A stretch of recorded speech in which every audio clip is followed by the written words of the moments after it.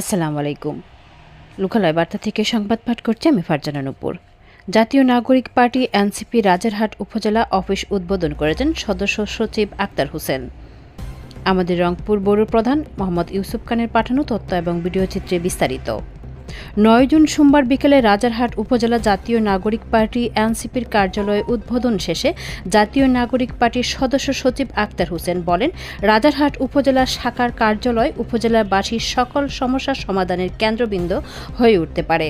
তিনি আরও বলেন, জাতীয় নাগরিক পার্টি সারা দেশে বিস্তার লাভ করেছে। এনসিপি বিস্তারের ক্ষেত্রে রাজারহাট কার্যালয় সারা বাংলাদেশের মধ্যে যেন রোল মডেল হয়। এই অফিস থেকে রাজারহাট উপজেলার প্রতিটি মানুষের কাছে এনসিপির বার্তা পৌঁছে যায়।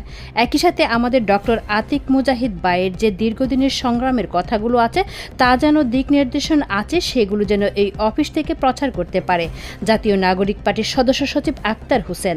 সোমবার বিকেলে 5 ঘটিকায় রাজারহাট উপজেলা শাখা এনসিপির কার্যালয় উদ্বোধনে জেলা শাখার সমন্বয় কমিটি আত্মপ্রকাশ ও কেন্দ্রীয় নেতৃবৃন্দর আগমন উপলক্ষে একটি বর্ণাঢ্য র্যালি রাজারহাট উপজেলা শহরের প্রধান সড়ক প্রদক্ষিণ শেষে সরকারি মীর ইসমাইল হোসেন কলেজ মাঠে সমাবেশ হয়।